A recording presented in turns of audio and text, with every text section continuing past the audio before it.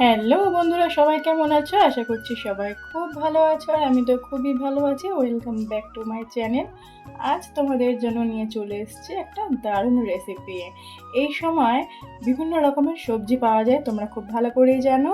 তো সেই সমস্ত সবজি দিয়ে আজ আমি তোমাদের রান্না করে দেখাবো শুক্তো, যেটা বাঙালিরা সবাই খুব ভালোবাসে, বিশেষ করে আমি তো খুবই ভালোবাসি। তো শুক্তো হচ্ছে এমনই একটা পদ যেটা যখন তখন রান্না করা যায় না, কিন্তু রান্না করলে তার স্বাদ মারাত্মক। তো চলো বেশি কথা না বাড়িয়ে আমরা সরাসরি চলে যাব রান্নায়। প্রথমে দিয়ে দিলাম বেগুনগুলো দিয়ে হালকা ভেজে আমি তুলে নিলাম। তারপরে কড়াইয়ের মধ্যে দিয়ে দিলাম উচ্ছেগুলো দেখো ভালো করে ভেজে নিচ্ছি। আর কোনোটা কিন্তু বেশি ভাজতে যেও না, হালকা হালকা করে ভেজে তুলে নেবে। আর উচ্ছেটা আমরা একদম শেষের দিকে ব্যবহার করব, কারণ একটু তিতো হয়, তোমরা খুব ভালো করেই জানো। উচ্ছে আর বেগুনটা ভেজে নেওয়ার পর আমি এখানে আলাদা করে আর কিচ্ছু ভেজে নেব না। কড়াইয়ের মধ্যে দিয়ে দিলাম 5 ফোড়ন, তেজপাতা আর শুকনো লঙ্কা ফোড়নে। তোমরা খুব ভালো করে জানো যে শুক্তোতে কোনো লঙ্কা ব্যবহার হয় না, কিন্তু আমরা তো বাঙালি, সব জিনিসেই লঙ্কা খুঁজি, সেই জন্য লঙ্কা দিয়ে দিলাম ফোড়নে। তারপরে আগে থেকে কেটে রেখেছিলাম আলু, লাল আলু, কাঁচকলা আর ডাঁটা, সেগুলো পুরোটাই আমি দিয়ে দিলাম কড়াইয়ের মধ্যে। আমি এগুলো আলাদা করে আর ভেজে নিলাম না। তোমরা চাইলে এগুলো আলাদা করে ভেজে নিতে পারো, কিন্তু কড়াইয়ের মধ্যে আমি দিয়ে দিয়েছি, এগুলোকে একসঙ্গেই ভেজে নেবো, কোনো সমস্যা হবে না। দিয়ে দিলাম পরিমাণ অনুযায়ী লবণ ও হলুদ গুঁড়ো, দিয়ে ভালো করে নাড়াচাড়া করে কিছুক্ষণ কষিয়ে নিয়ে আমরা এর মধ্যে জল ব্যবহার করব। আর কোনো উপকরণ এই শুক্তোর মধ্যে দিতে হবে না।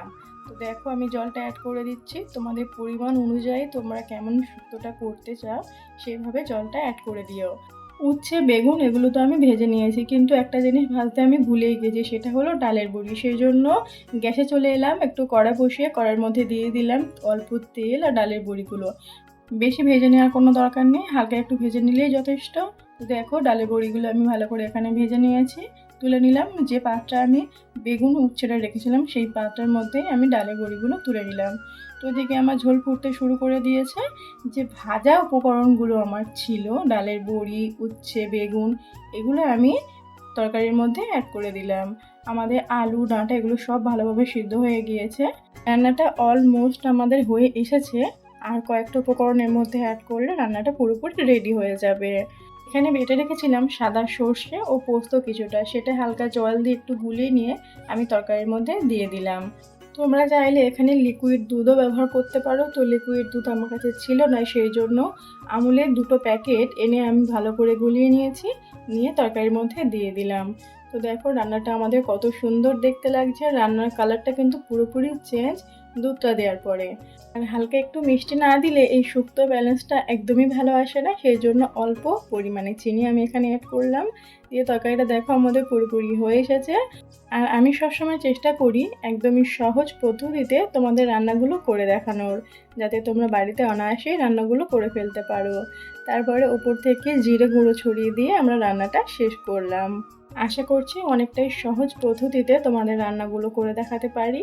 যদি আমার রেসিপিগুলো তোমাদের কাছে একটু হেল্পফুল মনে হয় তাহলে প্লিজ কমেন্ট করো, আর রেসিপিটা ভালো লাগলে লাইক, কমেন্ট, শেয়ার করে দিও। আমার চ্যানেলে নতুন বন্ধু হয়ে রেসিপিটা দেখে থাকলে সাবস্ক্রাইব করে আমার পাশে থেকো। তোমরা সবাই ভালো থেকো, সুস্থ থেকো। হ্যাঁ, অবশ্যই বাড়িতে শুক্তো খেয়ে দেখো, খুব ভালো লাগবে।